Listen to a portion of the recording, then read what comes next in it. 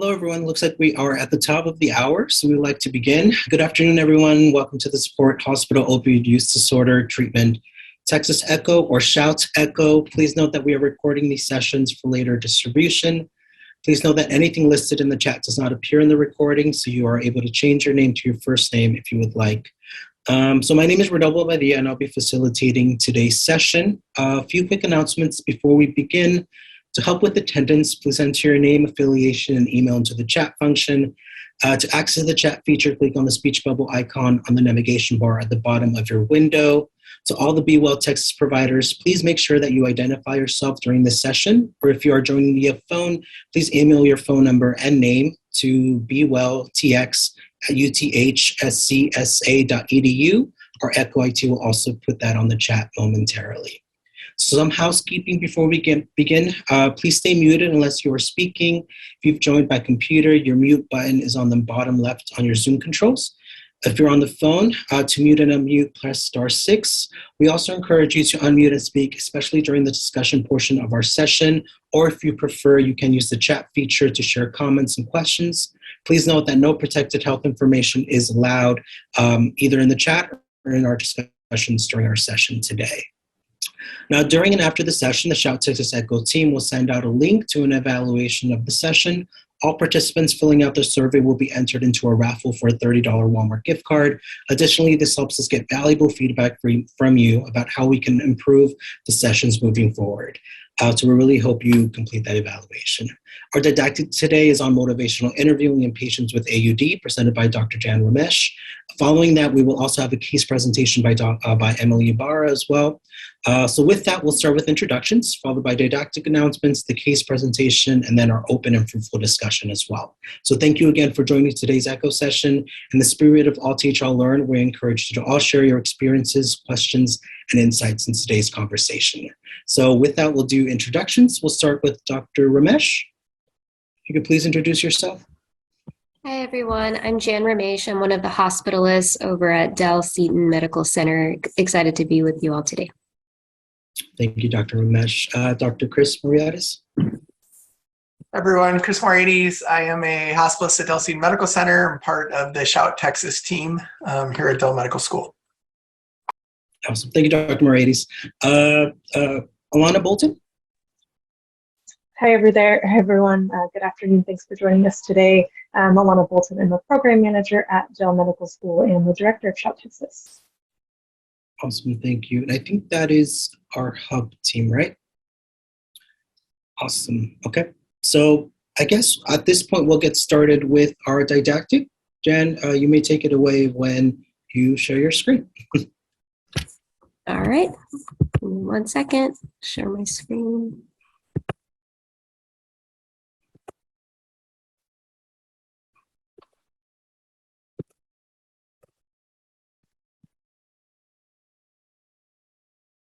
All right, can you all see my screen? Yes, we can. All right, so today I'm going to talk a little bit about motivational interviewing in patients with AUD or alcohol use disorder.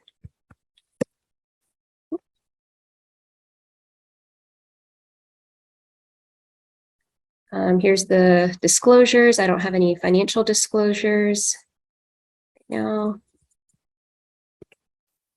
So the learning objectives for this session, first, to identify risky alcohol use and alcohol use disorder using the DSM and other screening tools. 2, understand the framework of a brief negotiated interview. And 3, describe specific motivational interviewing techniques that can be used to assess and elicit change in our patients. So first, I'll quickly go over the diagnostic criteria for AUD as defined by the DSM-5. Here are the first 6, and the other 5 are on the next slide. If you meet a certain number of these criteria, so 2 to 3 qualifies you for mild, 4 to 5 qualifies you for moderate, and 6 or more qualifies you for severe, then you meet the criteria for alcohol use disorder.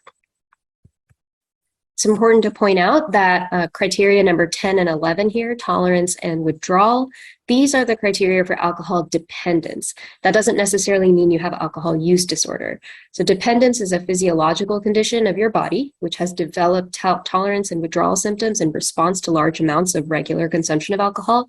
But if none of the other behavioral and social and legal criteria are met, the 1 through 9, all of which reflect use of alcohol that's associated with hazardous or undesirable situations, then you don't actually meet criteria for AUD, which is really a maladaptive behavioral condition. In the clinical setting, especially a busy inpatient setting, it's not always practical to utilize the lengthy DSM-5 criteria to determine if someone has AUD. So a number of screening tools have been developed that can be rapidly administered in a clinical setting, of which certain scores can impart a high probability that you do have AUD. So when it comes to validated screening tools for assessing for AUD, they can mainly be divided into tools for AUD itself and for alcohol withdrawal. These tools, again, they're not diagnostic. They're still useful to us in the hospital to help guide triage decisions and treatment decisions. In regards to alcohol, the audit was a 10-question assessment developed by the World Health Organization in the 1980s, designed to assess a person's level of risk for unhealthy alcohol use. Again, not a diagnostic tool. It was also unique in that it asked questions not just to identify dependence, which is a pharmacological characteristic, but to identify hazardous use behaviors, which can actually occur before alcohol dependence occurs. The audit C and the audit PC are shortened forms of the audit, and they're easier and quicker to administer in the healthcare setting. Unhealthy alcohol use is really an entire spectrum of disease, with full-blown use disorder on one end of the spectrum and risky use on the other end. The ones who don't quite meet the threshold of criteria based on these screening tools can be classified as having risky alcohol use. The USPSTF has determined with grade B evidence that 1 to 3 question screeners are fairly accurate in determining whether a patient has AUD, and it recommends that all adults be screened on the population level. So short screeners are generally sufficient for this purpose. But if a patient has a positive screen on one of these short assessments, they need to be followed up by a more in-depth evaluation to confirm the diagnosis. The other scales on the right are used to determine alcohol withdrawal. First is the PAUSE scale used in the emergency department to determine usually whether a patient needs to be admitted or whether they need to go to the ICU or not. And then you have the AWS, the alcohol withdrawal scale, which is similar to the CWAS scale, a nursing tool that's used to determine a patient's level of withdrawal in order to dose their medications or their benzodiazepines. These scales are serial questionnaires with both objective and subjective data for the clinician to help determine treatment plans and predict disease course. So when talking to a patient about their use disorder, there are a number of things the clinician needs to know that will help determine the treatment plan. They're all important pieces of data to understand the patient's unique circumstances, triggers, and burden of disease. And though they're important for the clinician, they're not always the best ways to actually open up a discussion about their use disorder and start understanding it. I include these questions here just for completeness sake and to remind you what factors could be at play for a patient's continuing use disorder. Regardless, when we do talk to a patient about their use disorder, we want to approach the matter with no judgment, with no stigma. It's very difficult and uncomfortable for a patient to discuss such a difficult topic with anyone, especially a healthcare worker who historically they've probably had bad interactions with in the past. So first, ask permission to discuss this topic. Then ask about last use. This is really important because it has implications of when the patient may start going into withdrawal. Always ask how much and how often. Ask about any co-ingestions, any drugs that they experiment with that could be more dangerous. For example, taking benzodiazepines with alcohol. It gives an idea of other withdrawals that the patient may be experiencing, or if they're consuming illicit or unregulated substances, most of which are tainted or contaminated and can pose extra dangers to the body. Ask about people and setting. So you have something to counsel them on and potentially identify triggers for their use. And then also ask about prior quit and rehab attempts. Try to understand what did and didn't go well during prior attempts to quit. You can also help determine if the patient had an underlying psych diagnosis that hasn't been adequately addressed, such as suicidal tendencies, depression, anxiety. You can also sometimes help correct any misconceptions that the patient might have about the recovery space if they have avoided it or had bad experiences with it.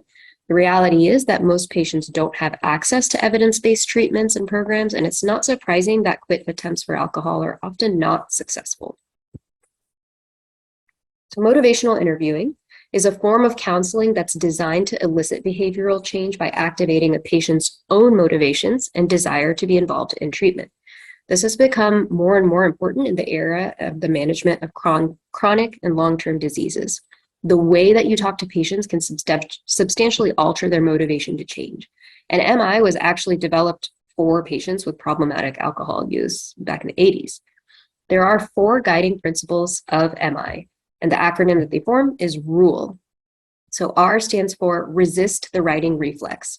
This is the clinician's reflexive urge to correct someone's actions. So if a patient comes to you and says, I drink 3 beers a day, you might be tempted to respond, well, we recommend that you drink no more than 1 to 2 drinks a day. This is what clinicians have been kind of taught and trained in, but it is natural for humans to try to resist this type of persuasion. People who drink don't like to think that they have a problem. So when confronted with a suggestion to cut down or quit, the natural impulse is to resist and give reasons why they can't actually cut down or drink less. This usually causes a type of a stalemate discussion. Well, you really should quit. Well, I really can't, but it's bad for you. I know. So this kind of pits the clinician and the patient against each other. It's actually the patient who needs to be voicing the reasons to cut down or quit, because a patient will tend to believe themselves over believing you. And most patients do know at some level that their drinking is a problem. So it's your job as a clinician to kind of draw this out of them. The U in RULE stands for understanding the patient's motivations. Patients will change according to their own motivations and values, not yours, which will usually be around health. So it's your job to find out what your patient's motivations are. L stands for listening. Listening is just as important as asking the right questions. And E is empower. Patients do better when they take on an active interest in their health, and it is you, the clinician's job, to help them realize that change is possible and how you can facilitate that change. Patients are the experts on their own life, and you're there to support and encourage them. So these 4 principles underlie the way you conduct a motivational interviewing session or a brief negotiated interview with a patient. The purpose of a brief negotiated interview is to ascertain what the patient's motivation to change is and facilitating a plan. The framework includes the following 3 processes: change talk, asking, and eliciting change. So identifying change talk. Again, generally patients are resistant to a change like quitting or decreasing their alcohol use, but will have some of their own internal motivators that might nudge them in the right direction. So identifying these motivators is kind of the first step. Asking refers to skillfully asking questions and listening to understand the patient a little bit more and elicit change talk from them. And then third is eliciting change. This is the part of the interview where the clinician guides the patient into making a plan that is in line with their own motivations and confidence, and thus increasing the chance of adherence. We'll go over each of these components in detail. So first, in conducting a brief negotiated interview, it's important to understand the patient's attitudes around change in order to figure out their motivations. So listening for change talk becomes key in formulating a plan.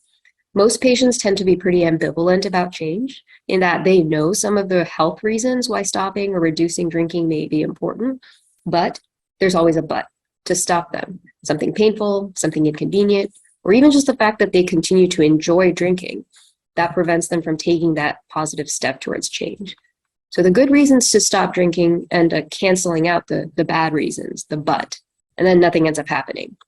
So eliciting change talk is about identifying those feelings in the patient that could lead to change before the but happens and guiding them to kind of talk themselves into it. This is the most likely way that will lead to a successful change if the patient feels like it was their own idea. So the 6 types of change talk are desire, ability, reasons, need, commitment, and taking steps. Desire tells you a little bit more about what the patient wants. So if they say, I wish I could stop drinking, I want to stop drinking. Ability tells you about a patient's confidence in their own ability or lack thereof. So I may be able to, I can, I don't think I can. Reasons are the patient-specific motivators that we're looking for that could potentially usher in a change. And need is the necessity for change. So things like I really should or I really need to. So desire, ability, reasons, and need are all pre-contemplative statements and indicate some level of interest in changing, but they're not actually actionable steps to elicit change. These statements are often at odds with each other. For example, a patient might say, I think I should cut down on drinking for my health, but I want to have fun when I go out, which is a desire. Or I think I should cut down drinking to improve my relationship with my spouse, but I can't resist when someone offers me a glass of wine, which demonstrates a lack of ability. The last two are commitment and taking steps. Commitment is definitive statements that indicate that a patient is more than just pre-contemplative, but truly contemplating and desiring change. So I will cut down, or I intend to do this. And then taking steps. These reflect actual steps the patient has taken towards changing. These should always be encouraged, even if they seem kind of half-hearted from a clinician's point of view. So if the patient says something like, I went 5 days without drinking last week when I was working really, really hard at my job, it might be tempting to say, well, what happens on the weekends? Or what happens when you're not working at your job? That's not really a very encouraging response to a promising form of change talk that the patient has now offered you, one that indicates that the patient is willing and able to change for the better. So all of these types of commitment and taking step statements should be encouraged and even channeled into further action plans, not belittled, not minimized. So then the asking questions stage. What kind of questions can you ask to elicit more committed change talk, to get the patient thinking more about positive change? First, you can ask open versus close-ended questions. Open questions can reveal a lot more about a patient's motivations and do better at building rapport and trust. You need a mix of both open and closed questions in an interview, but it's important to kind of order them carefully.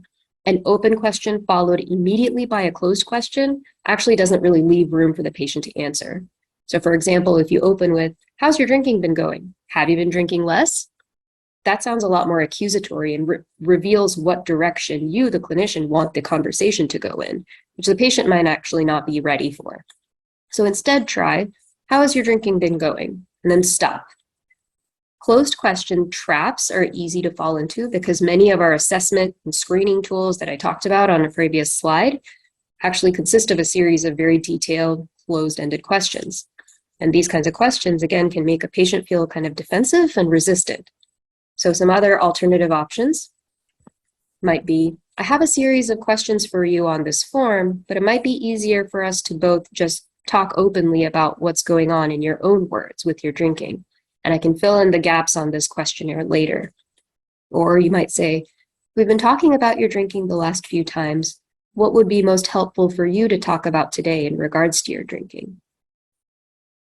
Even just asking questions like, what do you wish in regards to your drinking? Or what do you think you can do? These are eliciting those change talk concepts from the previous slide, assessing a patient's abilities and desires and internal motivators.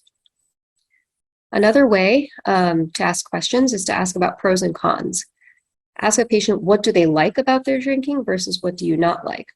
This allows you to show as a clinician that you're not judgmental about their approach, and you can acknowledge why a patient may find it hard to quit. So when a patient talks about the pros, it naturally sets them up to think about the cons of drinking without you explicitly having to lecture them about it. So after they have thought about both the pros and the cons, you can reflect both their answers and ask, where does this leave you? And allow the patient to decide. Elicit, provide, elicit is a technique where you can communicate important information to a patient to elicit change. The point is not to just get across information and vomit up a bunch of things that you know about the patient's health. It is to actually help the patient process and act on the information you're giving them. So instead of talking at the patient, make it a more patient-centered discussion with, one, asking what a patient wants to know and what they already know, which helps guide the discussion. Two, then provide a small chunk of information that addresses what the patient wants. And then three, assess what the patient thinks about this and what they may be able to do with it. So an example might be, what can I help you understand about your drinking? The patient might respond, well, do you really think that if I keep drinking like this, I could die at a young age? It seems like everyone my age drinks the way that I do, and they all seem fine. And you can respond and reflect. You seem to be worried about death risks. Alcohol does increase your chance of dying from heart disease, liver disease, as well as injury and trauma sustained from accidents while under the influence. What do you think about that? So this kind of a discussion allows the patient to be an active part of their own care, ensures that things aren't misunderstood, and gives the patient a little bit more autonomy and control over what could be a very triggering discussion for them. And then lastly, listening. Never underestimate the power of just listening to a patient. Some listening techniques: learn how to use silence when asking open-ended questions or bringing up a tough topic. Give space for the patient to just speak uninterruptedly. Use your nonverbals. Provide eye contact. Sit in a chair. Avoid distractions like your phone.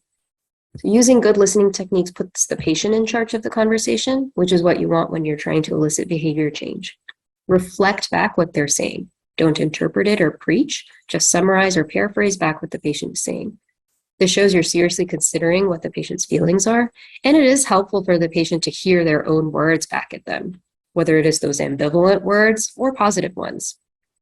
So an example might be, I drink 10 to 12 beers after work, and I do pretty well with that.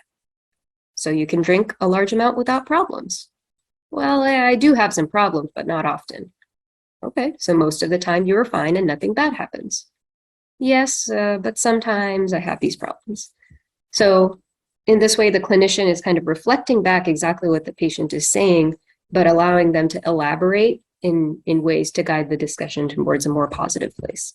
There are a number of listening and reflecting techniques you can use to gently guide the patient through difficult discussions. So now you've finished gathering information through eliciting change talk, skillfully asking questions. Now you're ready to ascertain whether the patient can or is willing to embrace change. First, you can assess this using what we call a readiness ruler. So on a scale of 1 to 10, with 1 being not ready at all and 10 being completely ready, how ready are you to make a change? Readiness consists of both importance and confidence. So how important is the change to the patient, and how confident are they that they can make the change? It is important to ask about both of these.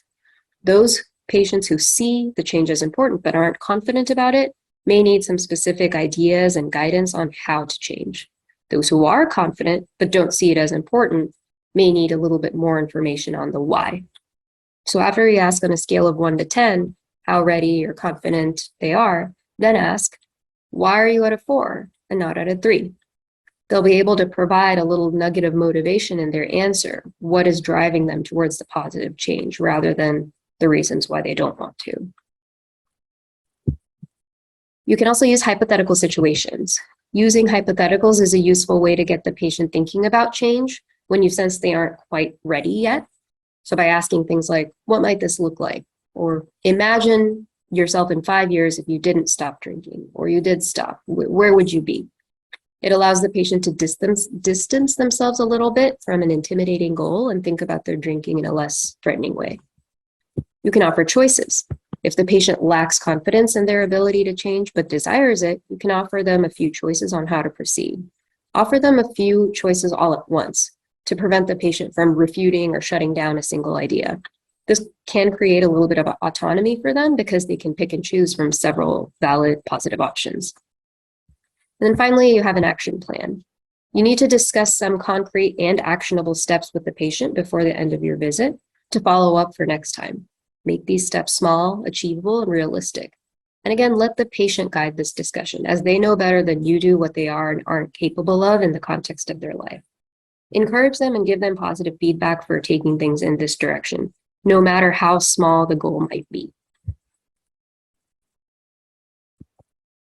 So these are kind of the basic steps in motivational interviewing. Obviously, it takes a lot of practice and a lot of patience with your patients, but really it's a great way to open up these difficult discussions and start to affect positive change in their lives. At this time, that's kind of all I have, so I'll open it up for questions.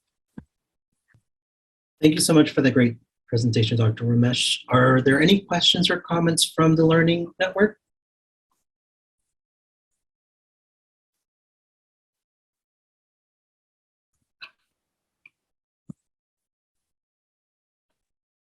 I can just say I appreciated your readiness ruler example, because I never understood why the clinician asks, why aren't you a lower number? that always confused me. Because I would always say, well, or think in my head that, shouldn't you say, why aren't you higher, to understand the barriers that are getting them there? But thank you for helping me with that, because it helped a lot.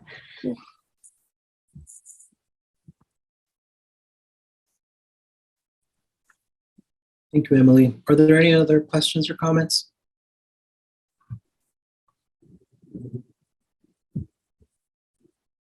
No, sir. That's great. Thank you so much, Dr. Ramesh, again, for that great presentation. Before we get to announcements, a couple of our hub team members were able to join today. Dr. Weems, John Weems, if you could please introduce yourself. Hey everybody, great job, Dr. Ramesh. Thanks for that, really succinct, wonderful talk. Let me get my video going. I'm John Weems, I'm an addiction medicine doc and internist here at Community Care and on the UT Del Austin Hub team. Thanks for having me. Thank you, Dr. Weems. Also, Dr. Lindsay, if you could please introduce yourself as well. Yes, hi, Adrienne Lindsay, Director of the Center for Substance Use Training and Telementoring here at Be Well, Texas. Awesome. Thank you so much for joining us. Okay, at this time, we have a few announcements from the Be Well Texas Initiative. Echo IT, if you could please share those slides. Awesome. Thank you so much. So Be Well Texas is a welcoming environment with caring professionals who are ready to help people start or continue their journey towards recovery. Be Well is committed to expanding equitable access to compassionate, evidence-based treatment and care for SUD throughout Texas. The next slide. Oh, I think one back, Carly, please. Thank you. So the Be Well Texas Clinic offers high-quality treatment for addiction recovery at low, no-pay, or self-pay insurance, so all patients are accepted regardless of their payment ability. Next slide.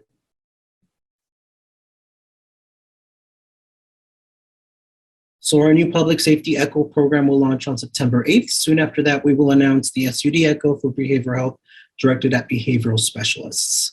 Next slide.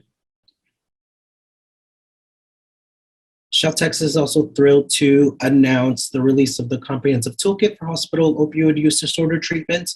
The 50-page toolkit contains sections on the clinical application of buprenorphine in the hospital setting, how to develop your own hospital-based treatment program, and overviews of the mood regulatory and reimbursement landscape here in Texas. The toolkit is free and freely available on the Shout website, and we'll post that website link in the chat momentarily as well. Next slide. So during our next month's Shout Echo, we will have a discussion on stigma reduction and rapport building with hospitalized patients. So please feel free to register for that session. Next slide. And then the NIDA-CCTN is convening stakeholders, experts, and federal staff to present recent research and innovative EMS or paramedic administered approaches for opioid use disorder and overdose, and to identify research needed to evaluate pre-hospital approaches for opioid use disorder. The meeting will highlight promising research, describe innovative programs in the United States, and then identify research priorities to inform research planning as well. So please feel free to register for that as well. Let's just post it on the link right now. Okay. At this point, we'll move on to our case presentation for today. Emily Ibarra, once Echo IT shares it on the screen, please feel free to walk us through the case. Hey everyone. While they're pulling that up, I'll introduce myself. My name is Emily Ibarra. I'm the nursing program manager of maternal substance use at Bentop Hospital in Houston. I am going to kind of jump around a little bit to highlight the important pieces of this case, and then we'll get to the questions at the end. So I'm going to be discussing a 33-year-old Caucasian female who presented in withdrawal at 31 weeks pregnant. She has history of substance use disorder. Her drug of choice was heroin with fentanyl, and had 2 prior C-sections and was experiencing withdrawal. So to give some background, I'm going to, again, summarize this. This patient came to us earlier in the year, in February of this year, needing help for OUD. We initiated her on methadone by her choice. That's what she wanted for her medicine for opioid use disorder. She was working as a nurse and having trouble with her substance use disorder. Lives about an hour outside of Houston in a not rural but further out place in the Houston area. She did have another child living with her, married, and in a relationship with the father of her baby. Transportation is a big issue for her because there are not very many services in her area, in the Houston area. So she came in February of this year, and we got her onto treatment, methadone, and she also went to a residential treatment program that we work closely with. She successfully graduated from that treatment program at the end of April, so however many months later. And during that time, she was very engaged in prenatal care and doing well with her methadone treatment, had been moved up in her methadone treatment up to 120 milligrams daily by March of this year. Again, engaged in prenatal care. During her prenatal care visit, she would express some interest in tapering down her methadone. She did not want to be on methadone at delivery, despite many consultations with the team, including our addiction medicine psychiatry team and our maternal fetal medicine specialist and our neonatologist, talking with her about the benefits of staying on her treatment, on her MAT. Despite this, she was tapering herself down in anticipation of her graduation from her residential treatment program. And by the end of April, she had tapered herself down to 20 milligrams of methadone. So within a 2-month period, substantially going from 120 to 20 milligrams of methadone. So the next day after her discharge from the residential treatment program is when she presented to our hospital, our antepartum unit, in withdrawal. She was feeling very, very sick. At this point, she was 31 weeks. So the team started her back on methadone just to continue her MAT treatment and go from there. Well, at that point, there was a couple of things that did not go as planned. For one, the resident, for whatever reason, wrote her to start at 80 milligrams, and we were trying to slowly get her back up. So instead of the 30 order, she was given 80. Again, that's our internal issue, but that was not the plan initially. And then at that point, she was talking again about wanting to taper, and then said, well, I just cannot get to the OTP treatment, to the methadone clinic every morning. That's just a barrier for me where I live. So we went back and forth with our team, and she did say she wanted to start on buprenorphine treatment. So from the 80 that she was given at the end of April, we had to start taping her down from that very slowly. So ultimately, she was admitted for at least 10 days. We decreased her methadone dose every 12 hours by 5 milligrams. And on the 1, 2, 3, 4, 5, like about the 5th or 6th day, we got her down to 15 milligrams, and she started to experience withdrawal after that last administration of methadone. So we had to wait a little bit to make sure she was having some symptoms before we started on the buprenorphine treatment. There's not dates on here because we took the dates off for confidentiality, but it helps me tell the story when I say dates. So on the 7th of May, she was on 15 milligrams. And then on the 9th is when we started, that night of the 8th. And then by the 9th, she was on 4 milligrams of buprenorphine, or Suboxone. We continued that dose until the 10th. And then on the 11th, she was discharged on total 8 milligrams a day, 4 milligrams twice a day. So this brings up, so some of the questions that I had for this group were, how has this ever happened to you guys? I know pregnant patients are a different population than maybe most of you work with, but I think it's a fair point that sometimes we'll get patients who have tried Suboxone in the past, even on the street, and said, that doesn't work for me. I want to go to methadone. So we honor those decisions, and it works. And then the barriers come up with patients because time goes on, and it's tough to get to the clinic every single day. And especially with our low income population, there aren't as many OTPs that accept Medicaid. So that limits a lot of the options. So well, that was my question to the group: is have any of you guys experienced this? How have you handled a patient that wants to switch their mat, and how do you counsel patients that want to change their mat treatment when it may not always be a good medical decision, and or if they want to taper on their own, things like that. So I'll pause there. Awesome. Thank you so much, Emily, for that case presentation. I'm wondering, is there anything that's not captured on the form that you would want to share with the team? This patient was very engaged. I think we can take the positive that she wanted control of her own health, and I think that's awesome. But can be challenging to fight a lot of the misinformation that patients will hear about being on medicines for AUD, especially in pregnancy. They're really terrified of having their baby experiencing a neonatal abstinence syndrome. So countering that is hard. And we had all these opportunities, but it still, and the motivational interviewing comes into play here, but it still the patient wasn't hearing that or ready to hear it. Okay, thank you for sharing. Now I want to open it up to our learning network. Does anyone have any questions or comments for Emily?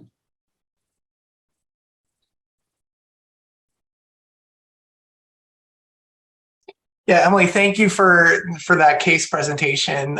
Challenging situation. Sounds like everybody wanted best for the patient and her baby, and then, and including the patient. So they're positive, like she really wanted what was best for her baby, and trying to get correct information and messaging to her about how best to do that. I'm a hospitalist, as I mentioned up front, which means a couple things, and one of those things is I am terrified of pregnant patients, and I am best friends with UpToDate. So I was UpToDating as you're presenting this case, as hospitalists want to do. And so let me first start by pointing out that there's a fantastic overview of management of opiate use disorder during pregnancy UpToDate article. And in fact, they go through their approach about the first question that you have about which factors should be considered when counseling patients. So I can share some of that, but why don't we first, I know there's a room of experts here. We've got great turnout today, 36 people in the room. So I'd love to first hear others' thoughts about how they do this in the real world, counseling patients and the sort of factors that you think about. And then maybe we get into those other questions you asked about transitioning patients then, if their preference is to transition, and some of the logistics there.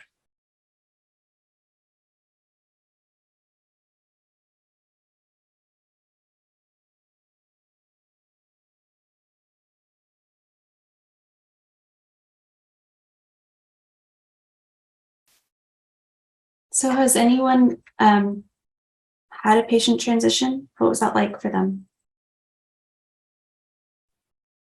Hey, this is John here from the Hub team. It's really tough, and I think especially when you're starting in an acute setting, right? When somebody presents in withdrawal, it feels like there's a timer ticking down before discharge, because there is, and it's so hard to have what feels like a really good, thorough, shared decision-making conversation when somebody is ill. They have all the concerns of a pregnant person at that stage in their pregnancy, and then they're in this foreign setting with in a hospital. So it's really, really challenging. And some of the things that sound like really went well in this case are like a multidisciplinary interprofessional discussion. I mean, we say it all the time, but for patients like this, facing this kind of big decision about which route they want to go in terms of MOUD, it's really critical. And so really well done. I think the one thing that's helped me in the past tremendously is like recovery coaches. So especially people with lived experience of being pregnant with a substance use disorder, there's, you just trust a mom. Moms trust moms for a reason. So that has been the most effective intervention when it comes to addressing a lot of the concerns you brought up. I think in terms of from the medical side, the counseling, that up to date, like 2x8 table, whatever, is so helpful just to have and review before these counseling conversations. Yeah. The barriers are so real with methadone, and not just the molecule. The molecule works great. And everybody on this call knows, right? It's the structure of the delivery system that's so tough for our patients, especially our most vulnerable ones. So I think you'd mentioned that transportation is a real challenge for her. And I imagine that was, I think it'd be good to know what else got in the way. She got up to a dose of 120, which is great. And did you guys get a sense of like, if it was the transportation that wasn't going well, was she having sedation? No, this was all her, because when she got up to that 120 by March, she was in the residential treatment program. So she was doing well. This was all her own decision. I think it was also the nurse in her thinking, oh, I can grin and bear it through this, I'll be okay. Right. And then she showed, like, literally the day after discharge, she couldn't even make it to the methadone clinic because she was so sick. And that's when she showed up at the hospital, the day after discharge from the residential treatment program. So, which was you mentioned her concern specifically about neonatal abstinence syndrome, right? So I'm wondering if that was part of it, because definitely there's some evidence, it looks like, although not clear, that potentially bup is safer, has lower rates of neonatal abstinence syndrome. Yeah, honestly, from what we've seen, and I would say we've had equal outcomes from both MAT treatments. I have not seen a baby need morphine anymore with a mom on methadone versus a buprenorphine. So I haven't seen that. And I will share, this mom did great. Her baby delivered very well. We did our Eat, Sleep, Console program. Mom roomed in, breastfeeding. Baby needed no morphine, which is not necessarily bad if baby did need that, and mom's doing great. She's come to her postpartum visits, which we measure that as success as well. So I just wanted to share that. Mom did great, baby did great. It was wonderful. So, and we had a pain plan too, because this was a repeat C-section because she'd had prior C-sections. I did want to share that. I think there's a hand to Brandon. Yeah, thank you, Emily. Brandon, did you want to share something or ask a question? Is your hand raised on purpose? My hand is raised. I might be under somebody else's thing, sorry. But my name's Lindsay. I'm a peer recovery specialist. And I think that for me, the most important thing is really just validating their experience and what they're going through and letting them kind of decide their own path, whether we think that it's the right thing for them to do or not. That's their choice, and they're going to do, what they want to do. So really just being there to support them and encourage them to make that choice and to, allow them the space to be with that decision and live with that decision. Yeah, totally agree. And I appreciate that perspective. And our recovery coaches we could not do what we do without them. So they are part of our team. Thank you, Lindsay. And Ruben, I saw you come off mute, which is the international Zoom sign. You guys have something to say? I just wanted to say that we had, when I was working at a clinic, we dealt with a lot of pregnant female clients, and one of the biggest concern for them was having concern about their baby being born and having going to withdrawals. And what we found, and what we would tell them, is it doesn't matter what dose they're in. It doesn't specifically outline what kind of withdrawals a baby will have after birth. Some have none. Some with a real high methadone dose, their babies have no withdrawals. Others with a low. So it's not a factor. The dose of the methadone whether a newborn baby will have withdrawal symptoms. And then the other thing we would share with them, if you're in withdrawal, if you're in distress, the baby's in distress. Yes. And that's the biggest issue was if you don't feel good, the baby's not feeling good. The fetus is also going into withdrawal. So it's not just you that you're thinking about. You also have to be concerned about the withdrawal that the fetus is going through. Yeah, and how we frame it is our goal is to take care of mom, and then we're taking care of baby. So yeah, thank you for sharing that. And that is something that the neonatologist and our MFMs with our addiction medicine psychiatrists, they talk about what's worse is the stopping and starting of your treatment versus the continuity. And yes, dose is not, it does not impact the chances of your baby having neonatal abstinence syndrome. That will the chance is there, but the dose does not affect it. Do you have to do a taper of methadone before transitioning to Suboxone? Yes, and that's what makes it so challenging. And that's why she was in the hospital for so long, because we had to go slow and monitor baby during this process. We do not like to do it in the third trimester at all. And that was another complication, because she was at third, or not complication, but a just challenging factor that we wanted to try to avoid. And so she was 31 weeks and getting there. And so, yes, we tapered her down slowly. I'm gonna have to count the days. But her total admission was 10 days, and we tapered 1, 2, 3, 4, 5, 6, at least 6 days of tapering down every 12 hours by 5 milligrams of methadone. And because that's the thing, you don't want to precipitate withdrawal with Suboxone or any buprenorphine therapy, because it is a partial agonist. And I cannot explain the science as much as probably the other clinicians here can, but we know that if we do it too fast, it will be worse for the patient.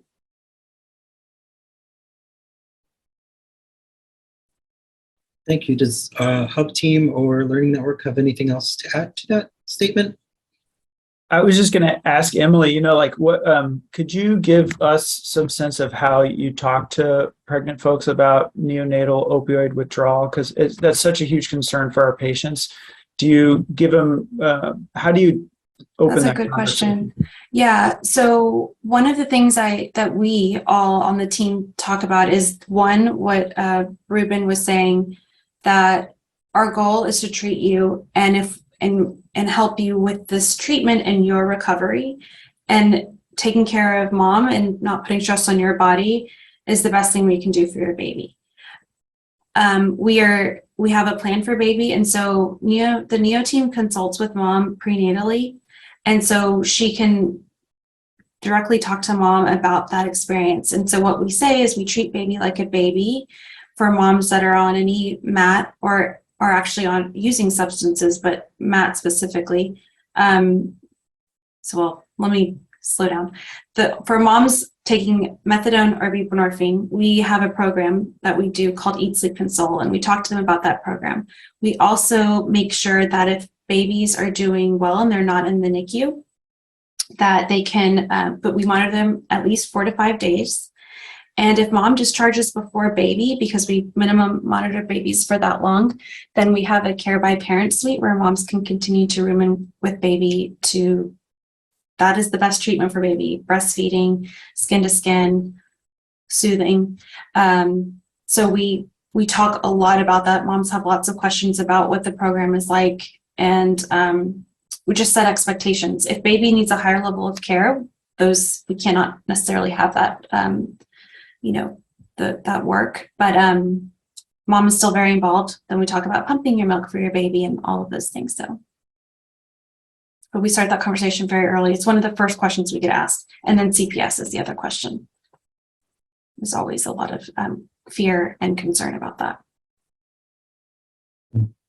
Thank you, Emily. I believe there was a question from Gloria Hernandez in the chat asking that, first of all, her mom was on, one of the patient's mom was on MAT. She's now 28 and wants to know how MAT affected her in the womb other than just withdrawals, if there's anything.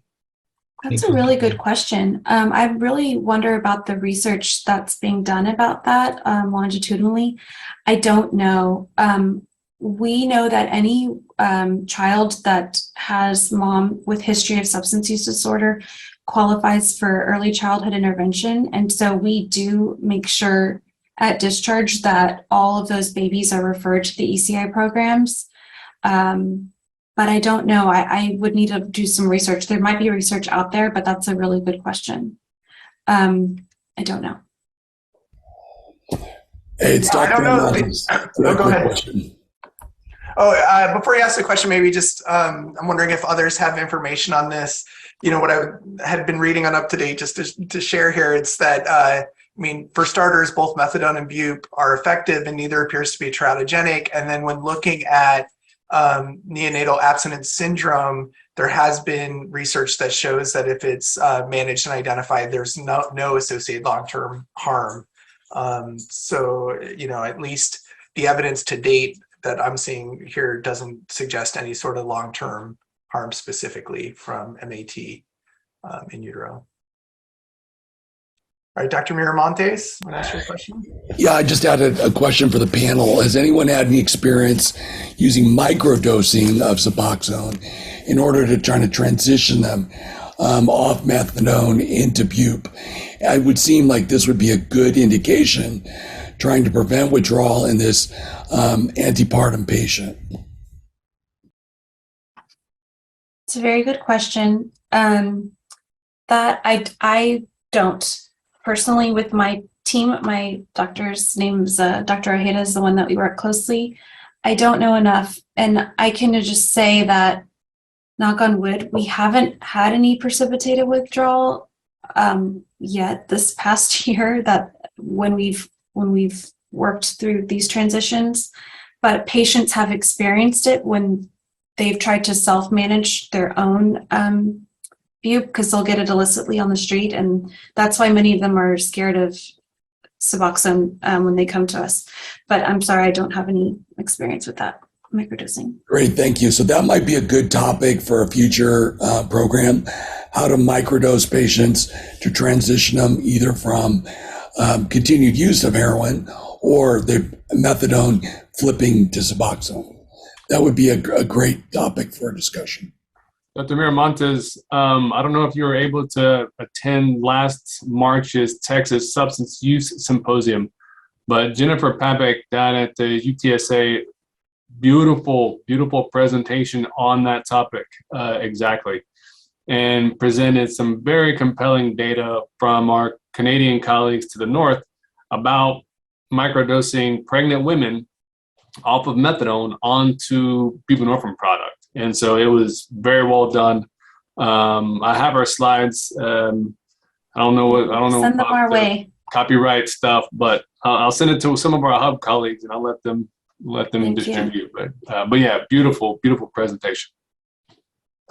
Thank you. Well, that's a great suggestion, Dr. Miramontes, and thanks for the reference, Dr. Tomas. So Alana, let's make sure that's on our list. We could actually specifically invite her to come speak at one of these echoes. That'd be great.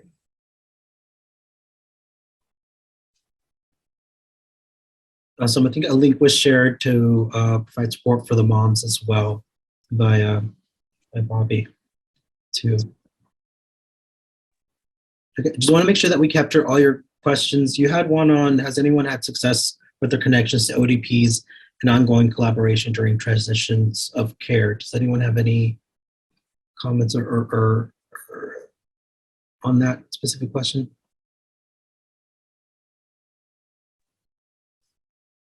Yeah, because we're really trying to pull them in, and it's been actually going well once they know that we're here and want to connect, but it's a slow start. And so I just didn't know if anyone has built a strong relationship with OTPs in their area. Because I think that's an important part of the hospital transition, and they can help us too a lot. So, because I will call them too to make sure I have the right dose when our mom's coming in for delivery. and things like that. So just wanted to throw that out there as well.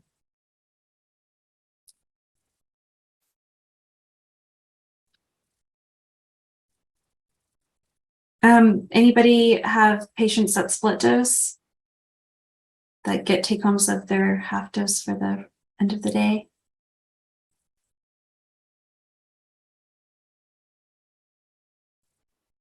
Okay. I do not, unfortunately. I'm lucky to work with Dr. Emily Humphrey, who was on the presented last month.